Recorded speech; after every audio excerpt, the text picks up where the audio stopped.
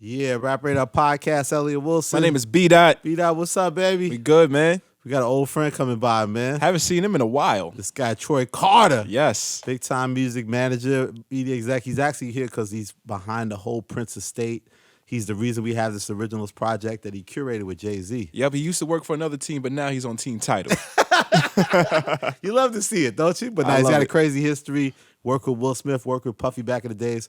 Real hip-hop head from Philadelphia. It's going to be a great conversation. I'm excited, man. You ready, B? Hopefully he gives me $1.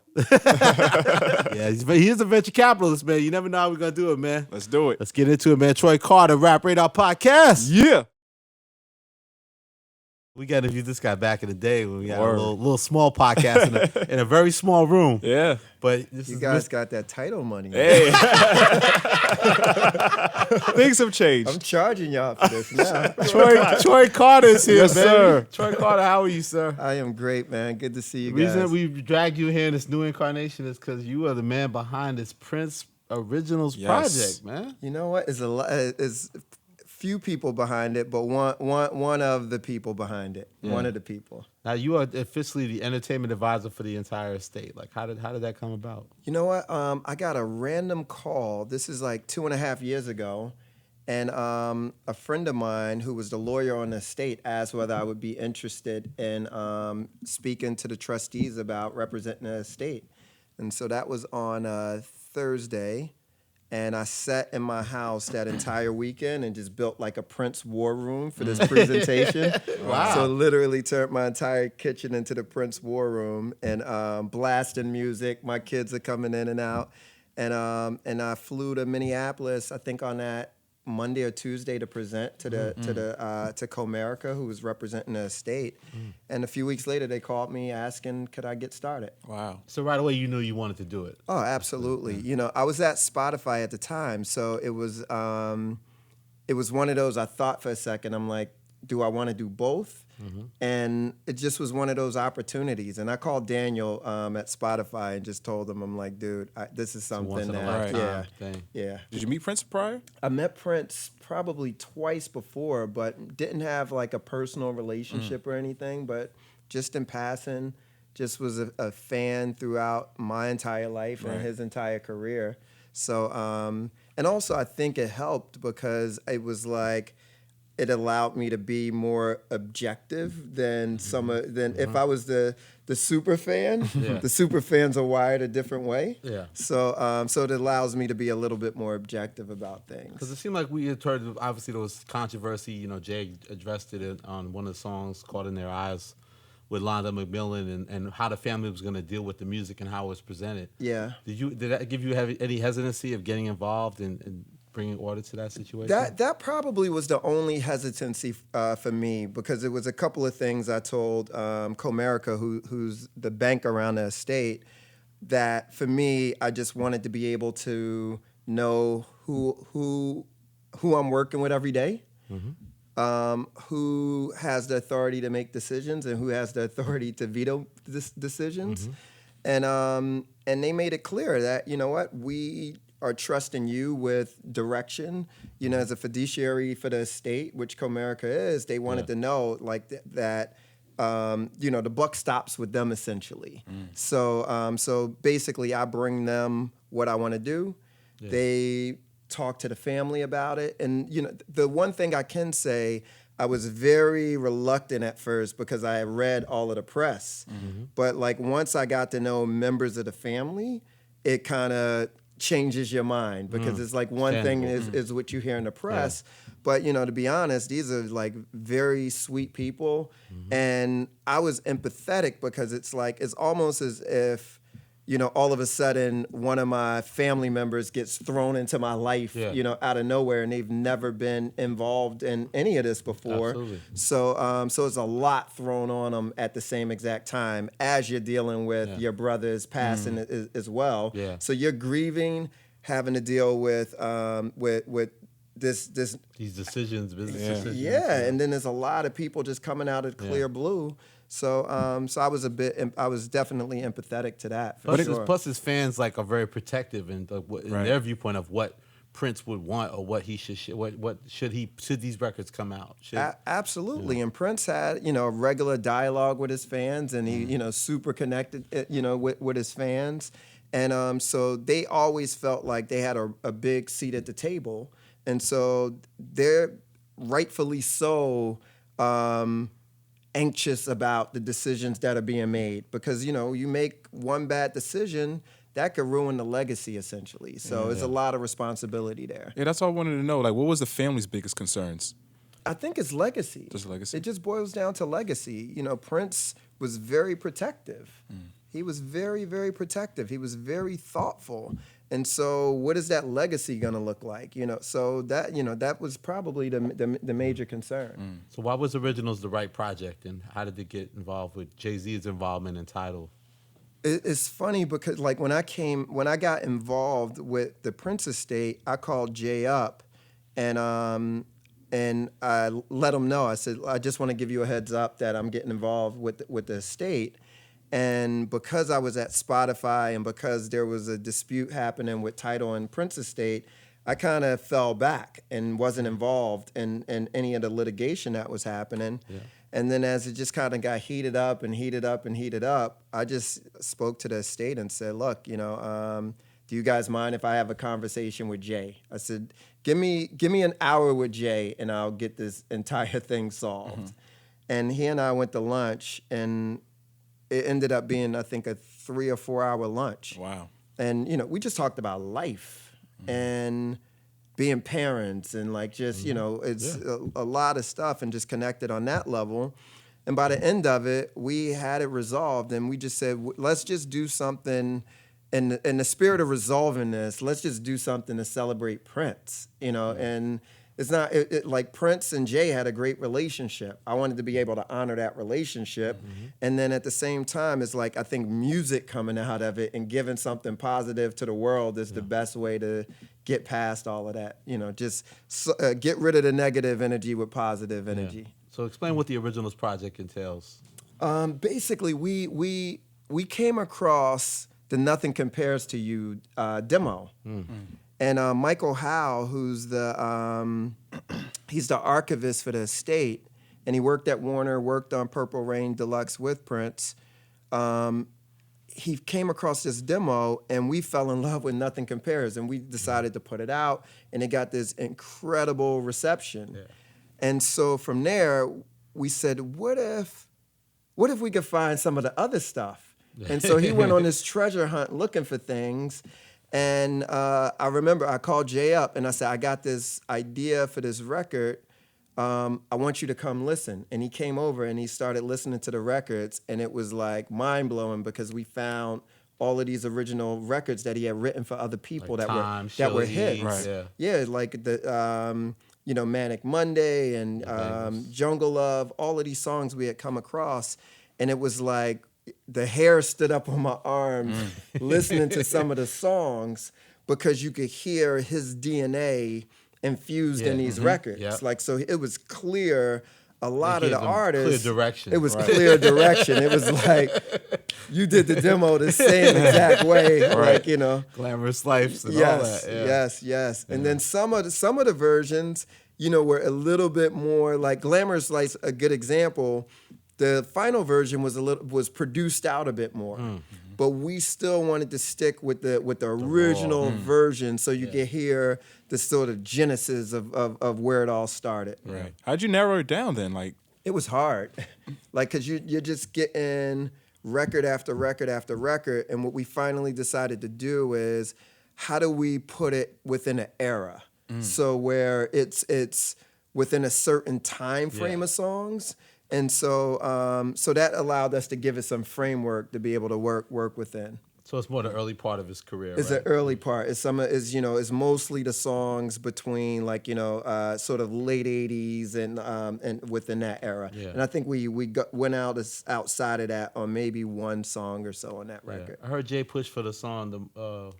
Which one was it? Love Thy Will Be Done. Love Thy Will Be Done. Yes, and I think originally they were gonna put that song on something that a project that Jay was working on. They were looking for that song, And finally, we came across the right version because it was bad versions that kind of floated out there or whatever. And we ended up finding the original version of that, which to me, that's one of my favorite records on the album. How extensive is this Prince vault? We hear the whole, oh my God, he has this vault of all these amazing records. And how do you even access that? Like, it's the bat cave of like creativity. The guy was like, the man was prolific because all he did was record and play live. Right. That's all he wanted to do. And he taped everything. So most of the live performances, he was recording from the board, and then he would go into the studio and just work. So you have all of these different versions of songs. You have original songs. You have songs he started, things that he didn't finish. So I think it's pretty much endless once you keep going, and especially with we didn't want to just put out a ton of product into the market, and we definitely wanted to be thoughtful of how these releases were, the cadence of releases. So I think his family has a ton to work with, and I think the fans are gonna have things for generations to come. How long was this process putting it together? Originals was probably maybe about a year. Oh, okay. Yeah, probably about a year from the time we came up with the idea to the time we finished. You think the feedback's been strong the way you like it? Feedback's it's been amazing because you never know what you're gonna get in terms of feedback, because one thing might be critically acclaimed, but it may not necessarily be a commercial success, or the fans may not like the direction you took something. And this is one of those where it's special because we hit all of the buckets where everybody felt great about the project. Yeah. Right. You also go back to the vault. You were saying that not only in terms of, I saw somewhere you said not just the music itself, you'd see these archives, like he had the Little Red Corvette lyrics written out. He had notes on how he wanted Purple Rain to be remastered. That's crazy. Yeah, it's when I first got involved, I remember going to Paisley and just started. This is before we started the archiving process, and actually going through the boxes. I had to take breaks in between because it's like a weight. Like you could feel energy coming off the paper, and because it's handwritten notes, it's lyrics, it's letters, it's all of these things. And basically, he was someone who put his thoughts onto paper, and he wrote everything out. Today's agenda, it wasn't just lyrics, it's everything. So you're seeing this stuff, and so it is, it's definitely a weight to it. And what I loved is he pretty much kept everything throughout his career. So you get to see, you get a real peek inside of his process, how he went about things, and still having some of his people around. You're able to make sense of the vault because it's people who were with him throughout the process that's basically giving you, oh, that was XYZ on background vocal, or I remember that day when he cut that, and so it's kind of, and they send you giving you other things to look for because that day he did that, he also did that. So it's so much there, and it's very, very vast. And but it's this ongoing process of making sense of it all. This is gonna be the first incarnation. Is gonna be like a second originals, or do you feel like it's gonna be more works? You know what? I don't want to give it away. I'm focused on originals, Volume 1 right now. This is about to be available on all platforms. Right. About to be available on all platforms. I'm focused on original Volume 1. Does it feel weird working with TIDAL, coming from the company that you used to work with? Yeah, you know what? It was definitely a hard decision. I think because of us trying to resolve a dispute, I think that made it easy to dissolve the dispute and move forward, doing this project with TIDAL. At the same time, it's no secret how I feel about exclusives and things along those lines or whatever. So that felt definitely weird, kind of going against my own personal beliefs of exclusives. But to be honest, like if I'm gonna do it, I'm gonna do it with my brother Jay. And so that part felt great, and that part I could stand by and honor. But it was a lot of difficult conversations. About two very intelligent men. Yes, that's some difficult conversations. Having to go back and tell people, Spotify is my family, and having to explain that, and and friends at other platforms. But ultimately, having the responsibility of having to do what's right for Prince, comes first and foremost. Yeah. Obviously, having respect for Hov, but taking it back for people that don't know your story, you yourself, growing up in Philadelphia, your big goal in the beginning was to be a rapper yourself. Right? Yes, I wasn't as good as Hov, but this is the first time my rap career has been mentioned in the same sentence as Jay-Z. No, but that early rap career, people that know connected you with Will Smith. Like, can you talk a little bit about all of a sudden, who's this Troy Carter guy for people that don't know? Yeah, so my roots are born and raised in hip hop. So coming up in Philly, early 80s hip hop is just kind of coming up. Mm-hmm. You had this rap label called Pop Art Records that a guy named Lawrence Goodman from our neighborhood basically started. He was the founder of it. So you had Roxanne Shante, you had Jazzy Jeff and Fresh Prince. Yeah. You had Marley Marl, Biz, Salt and Pepper. So a lot of those records were distributed from a Philly label. Mm. And so he was sort of my inspiration. I wanted to be Lawrence Goodman. Mm. And so I just kind of was in awe of the Nissan Pathfinder he used to drive. That was a call. Yeah, the Nissan Pathfinder with the two thin green stripes, down the middle. And what's crazy is it was a drug dealer named Aaron Jones from JBM who had the same exact car as Lawrence Goodman. Mm. Same exact car, same black Pathfinder, same green stripes. And it was almost like that life thing of, do you want to be Aaron Jones or do you want to be Lawrence Goodman? Mm. Same car, two different directions or whatever. Different drivers. Two different drivers. And luckily, I followed Lawrence Goodman, but I tried to be a rapper. That failed. But it led me to Jazzy Jeff and Fresh Prince in an audition for those guys. So I kind of came up under Will Smith, Jazzy Jeff, and his manager JL. Mm. And JL put me on game very, very early on. So I used to listen to every phone call because I was his assistant. So I would have to get people on the phone. Yeah. So watching JL talk to people taught me, this is how you talk to the head of a studio, or this is how you talk to a client. This is how, how business people talk to each other. You would stay on the calls. I would stay on the call. I would have to listen on the call, and I would have to take notes because I would have to deal with the follow-up. Mm-hmm. So it taught me, wow, these guys they talked about their kids for the first 15 minutes of the conversation. I would just jump right into it. Right. And it's like, but it was just these relationships being built. So I learned a lot from James and Will. And then I worked for Puffy, who, when he was starting Bad Boy, I was a promoter. Yeah. Wow. So it's like, imagine sort of getting your lessons from Puffy and James. You know what I'm saying? And Puff was all hustle. Puff was as rough around the edges as you're gonna get. Oh, young Puff. My first day at Bad Boy, I'm in the mailroom, and there's a guy on the phone, and Puff walked past the mailroom, saw him on the phone. I'm gonna punch you in your face if you don't get off the phone. Hey, yo, Playboy. Yo, Playboy. That's exactly what it was.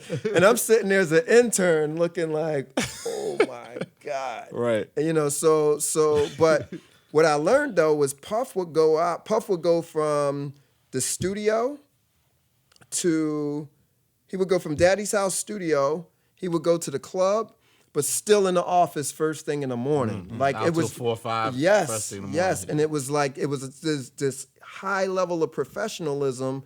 But he was like, I felt more connected there because I still lived in Philly essentially. I would commute to my job at Bad Boy, so I was still living in the hood in Philly. Wow. So I was super connected to everything that Puff was doing. So it was like my PhD, getting my PhD. I saw that you credit him for teaching you entrepreneurship. Yes, because it was, for me, looking at how do you build, I wanted to build Bad Boy. You know, like you guys were young too at the time. Yes, that was like, you know, Will and James were in the movie studio business, and I never really aspired to make movies. That wasn't sort of my driving passion, but listening to records that I was involved with, like, you know, and just being in that atmosphere, like it was nothing like it. So Puff was sort of he ended up becoming like the true north as an entrepreneur, because it was a master class in hustle. What were some songs you were involved in? No, so when you think about everything from, and when I say involved, I'm saying passing out flyers for. Yeah. So Street team. oh man, I passed out flyers for all of the biggest records in the world. But you know, so from literally from the days where it was the red tape with Big on one side and Craig Mack on the other side. Campaign. You know what I'm saying? Big Mac campaign. You were there for that Big Mac campaign? Big Mac campaign, Total campaign, with the cereal boxes to 112. So you know, just all those early days. Yeah. What are your favorite Bad Boy records?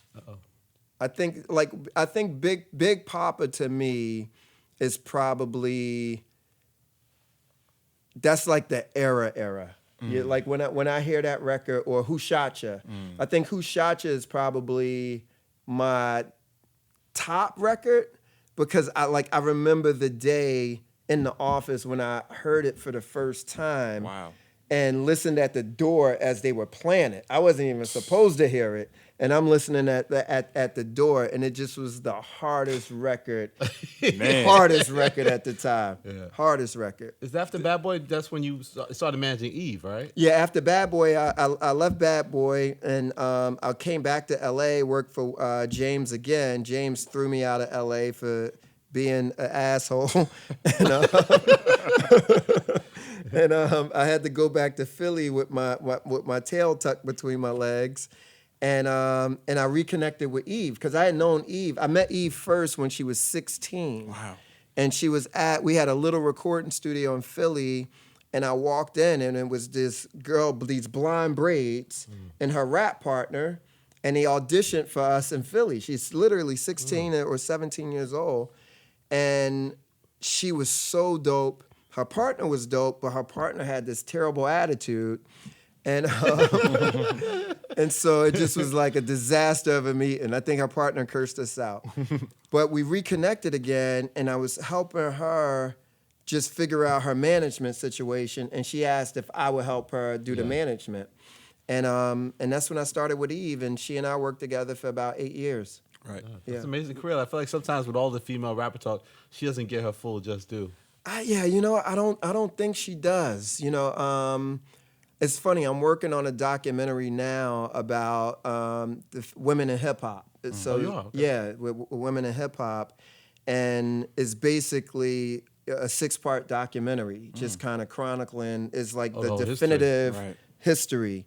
And she was so important in this bridge with it going mainstream, but still being able to keep the street credibility at the same exact time, and sort of her contribution to fashion.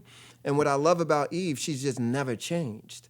She literally the same exact girl from Philly, same exact girl now. So you know, she kept it 100. Do you feel like she changed when you guys split? No, you know what? I think she was just going through changes in her life, and you know, I think we all sort of at times want something different, and we all sort of want to see if we can push. And I think at that particular time, she was pushing in a direction that she didn't necessarily feel like I could take her in, because I had never been there before. Right. So if now like that, we're in, you know, she and I, we're in Gwen Stefani's world, And all of a sudden, it's like I'm showing up with my Rough Riders jacket on. Gwen's manager's showing up in a suit, and like her security got, the earpieces. Our security got a wife beaters. It's like and a bulletproof vest. So just it was one of those things. We get on the road with Gwen, and it's like, okay, I got to level up now. We got to get a little bit more professional. But for me, it was like a good moment because I learned from Gwen's team. Jim Garino, who was Gwen's manager at that time, was putting me on game. He respected me and taught me a lot. And I'm very I can observe things and soak things in. So it's certain things that I started leveling up. But for her, seeing how big of a star Gwen was and how big No Doubt was, she definitely wanted to get there, and I think she deserved to get there. But when she left and fired me, I wasn't prepared for it. I wasn't expecting it, and it took me years to sort of come to terms with it, because I wasn't like. I'm calm about it now and can kind of talk about it from a place of maturity, but I was heartbroken because that was my friend and my sister, and we was there for each other thick and thin, and so at that time it took me a while to get to a good place on it. Yeah, but did you apply some of those lessons to? How do we get to the point of meeting a Lady Gaga and almost taking that unknown to that level of superstardom? Yeah, you know what? With Gaga, it was a lot of the lessons that I learned from Eve in terms of fashion. First meeting I did, one of the first meetings I did with Gaga, when her single came out, I took her to Mac Cosmetics. We had already done an Eve campaign there. So I went to John Dempsey, who was running it at the time, and said, look, I got this new girl that's getting ready to come out. She's from New York. She fits right in with the brand. We did it with Eve already. We should talk about doing something with her. But I want you to watch how she grows. Yeah. I went back to some of the same teams that I worked with Eve on to work on Gaga. So it was a lot of lessons that I learned from just managing a female in fashion who wasn't necessarily a huge mainstream pop star, but it was that foundation was there for me to build off of. Then it was a hunger, and it was sort of I got something to prove. Mm-hmm. Right. I'm broke as shit right know what that feels like. Right. And I've had money. Yeah. Right. Exactly. I know that feeling. I know what that feels like. Right. I want that again or whatever.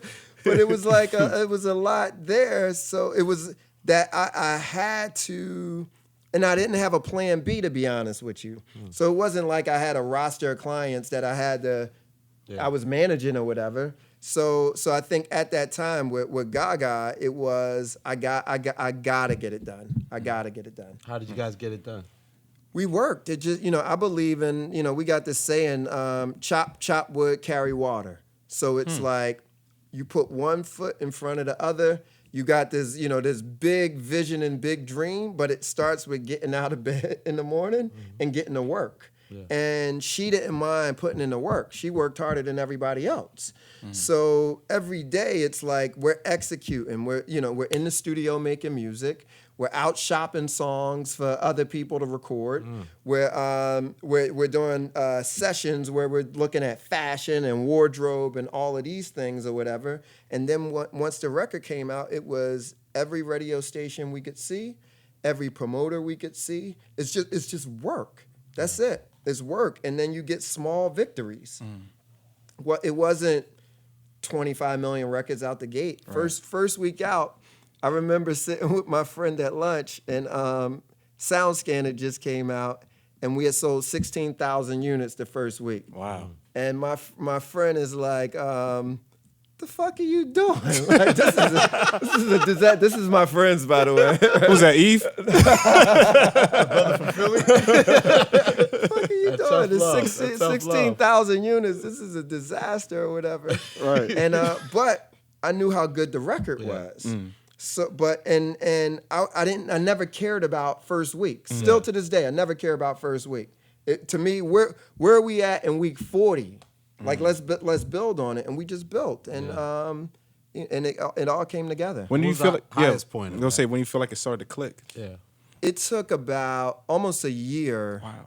It took about a year for it to really come together, and it was organic. It just as fans started connecting with the message, people started connecting with the music. The YouTube videos that we were creating was the real connecting point because people got to see personality, people got to see style, all of these things, and it was connected with the music because the music was cutting through. So Just Dance was cutting through. I think Love Game was cutting through, but the tipping point was the Bad Romance record. So when we sort of reset and came out with Bad Romance, that was sort of the point where it was like, this is big. Right. This is much bigger than any of us could have anticipated. And it's generational. So to me, like looking at Billie Eilish right now and what's happening with Billie, that's generational. So, you had sort of Gaga, you had Madonna, you had Gaga, and to me, like Billie is within that sort of generational artist. Right. You still work with new artists. Where you feel like Baby Rose? Oh my Falls God, into. Roses. I got lucky, like where I didn't know exactly what I was gonna do leaving Spotify, and I knew I wanted to do something entrepreneurial, and I just wanted to take time off. And actually, it's funny because Jimmy Iovine, I was at lunch at his house, and I told him I just let Daniel know I was gonna leave, and I was gonna jump right back into something. And he said, "Why don't you just take time off? Like when in your life have you ever been able to just not do anything?" And it scared me because I never, my grandmother, you weren't allowed to sleep past 8 a.m.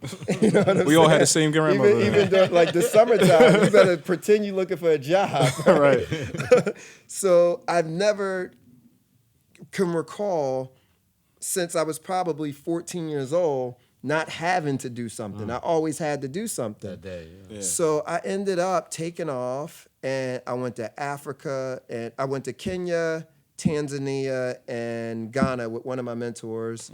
And he had some investments over there, so I just went and just was like a fly on the wall in his meetings, and it was incredible. Then from there, I went to China. I did Shenzhen, and I did Hong Kong, Shenzhen, and Beijing. Damn. And You don't do Shenzhen, man. Come on, man. Guys, I barely got a passport. Troy's on tour. But you know what it is? Because I've been to Africa, but I've never been to those three parts of Africa. And then I've never been to Shenzhen or Beijing. Wow. And so it took me out of my comfort zone. I was spending time with entrepreneurs that were incredibly impressive, going to visit some companies, but no agenda whatsoever. Just like one of those, like it's soul searching. Like I just want to be some curious. Eat, Pray, Loves type shit. Yeah, it was my Right. Eat, Pray, Love, right? And when I came back, I said, you know what? I'm definitely gonna go back into music. I want to do something in music, and then I wanted to do something in distribution because I felt like it was some space there where we could play. And I called up Jay Irving, who was my former partner. That's your partner in crime, right? Yeah, Jay and I. Talk about Jay Irving. If people don't Jay know. is my. That's Dr. J's son. You know what I'm saying? Yeah, like Jay is like what they call it back in the day, my ace boon coon. Where, he and I were arch enemies as kids. Like I had my crew, like super hood crew. Jay was like they had this suburban thug crew. Patti LaBelle's son, Doc's son. Y'all wasn't fucking tight. Gambling Huff's kids. Exactly. It was these rival crews. And they were mad at me because we stole one of their crew's cars. and we wouldn't give it back. Okay. We wouldn't give it back. Give it back. Yeah, we got it. We ain't giving So it it was back. like it was always this tension and beef there because of this car, and we ended up giving it back, and but somebody connected Jay and I in like the late '90s because I was starting this management company with Eve. He had Flowetry, and we ended up combining our companies. Wow. And so he and I have been partners pretty much almost this Atom entire Factory, time. the whole Yeah, thing, right? we worked together at Atom Factory. We had sold our first company together. So he and I got a lot of history. So when I decided to do this, he was one of the first people I called.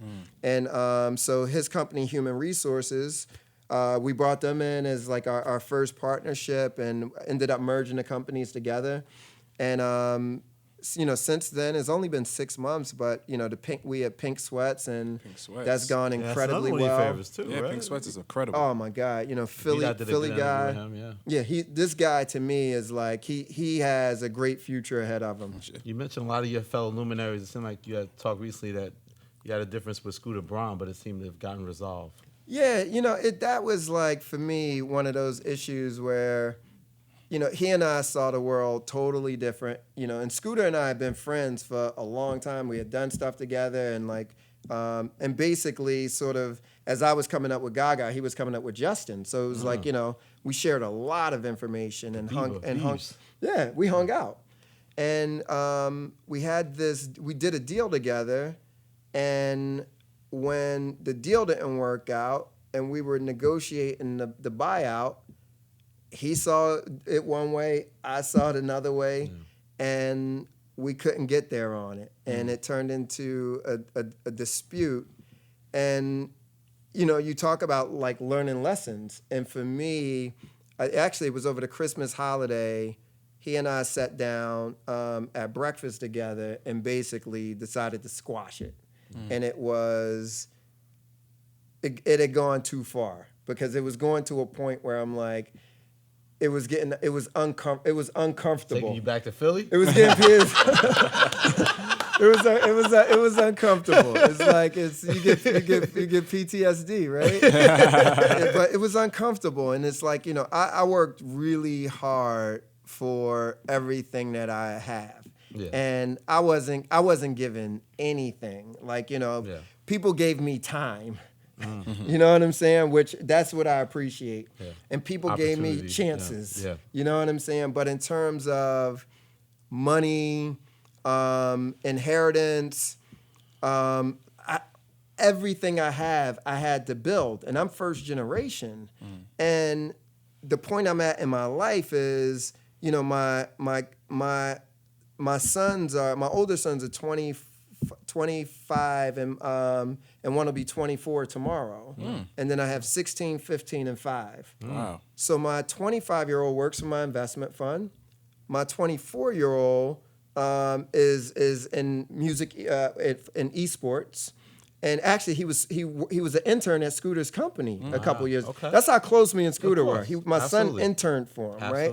So for that to show up in the news, I felt a certain type of way. Yeah. So it was like a level of anger there. Yeah.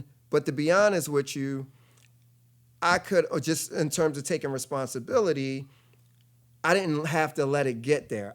We could have reasonable minds could have met much earlier. We could have sat down earlier before it got to that point. Yeah. But it's like it's life lessons. But it's. But you feel better that it's resolved. Yes, because I genuinely, deep down, to be honest, I like him. So it's hard for me to fight with somebody who deep down I like and I respect him, and I think he's one of the great managers and with a great future. So sincerely like him, and so for me to have to. I didn't even feel right having to say bad shit. You know what I'm saying? But I had to, it's like, you mad at somebody. So, and then the funny thing is my 16-year-old daughter is like the biggest Ariana Grande fan. So I'm like, she might take Scooter's side over my side. And I need tickets, right? I gotta be a good dad. I can't tell her, hey babe, I can't get those tickets for you. but I'm just glad it's behind me, and then I'm big on energy, and like me moving to new things, I didn't want to carry like that, and I didn't want to carry that energy. Yeah. We had the pleasure. One more question about back to your old days with Will Smith.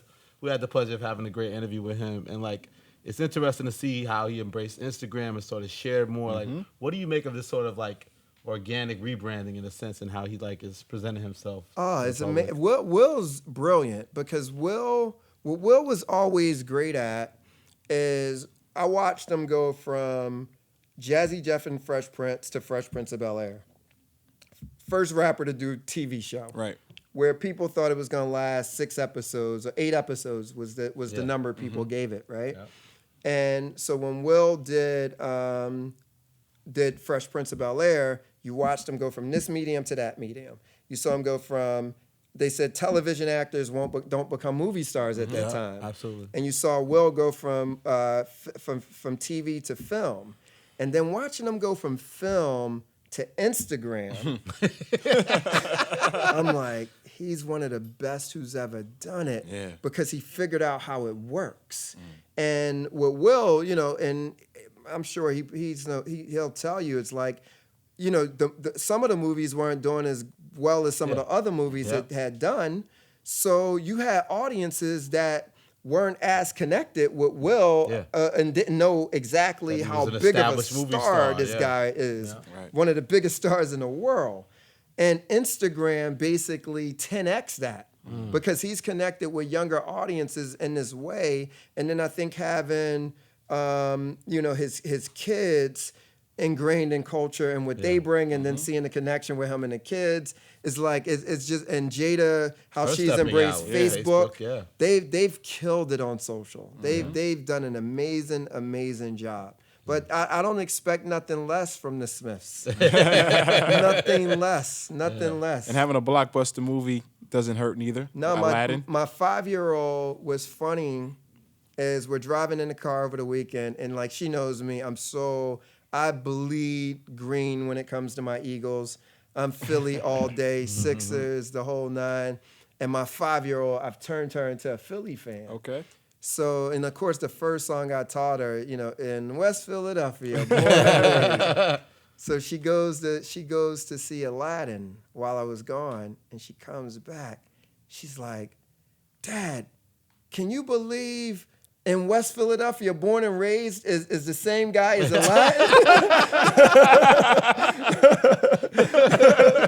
So that's Aladdin is her first superstar connection with Will. So now he's connected into this younger audience that'll carry him on. Like it's so I'm so inspired by him, and it's like, he's just been somebody who it's like I wouldn't be here today if it wasn't for his guidance, patience, compassion, advice.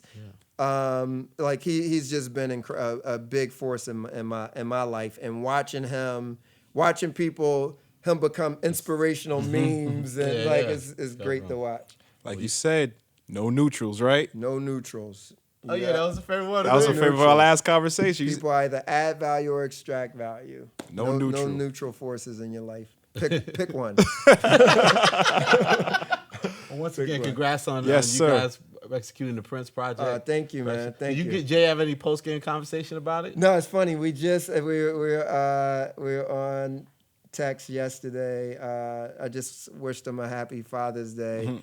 And just said, I hope you got the big piece of chicken. He's just, Jay is just like... he's like, nah, I bought the farm. Exactly. But this is a guy who, just watching him become the man that he's become, and like he's just a beautiful guy. Yeah. Like, I just wish the world could just see who he is, like, and get that every day. Yeah. And it's so just working with him is like, I think I learned more about just being a kind person, and just this energy that he brings into the room. And with him being such a big star, and being Jay-Z, you don't expect that, and that the energy that he brings into the room, you don't expect that that soft, beautiful energy. Sorry for calling you soft and beautiful energy. But no, it's a very kind energy that he brings into the room, man. Oh, I got one more. Prince Michael Jackson debate. Break it down. They're both kings. Like, what's the difference? That's the easiest question you're gonna ask me. No, I think Mike was one of the greatest of all time, but when it comes to artists, it's Prince played every instrument. Mm-hmm. Every instrument on those records, Prince was coming in and playing. I got watching tapes of Prince mix his own show. Wow. When he fired the front of house engineer, wow. He said, "Bring the board on stage. I'm gonna mix my own. I'm gonna mix my own show." Chico. Real one man band man. Yes, like, that's crazy. And you look at originals. He wrote hit records for other people. He made other people stars or whatever. And so I'm a little biased. You know, I admit it, but I'm taking Prince. I'm taking Prince all day. I'm taking Prince. We're taking Troy Carter yes, all sir. day too, well, thank you guys. Appreciate it. Next time. Third time the charm. Yep.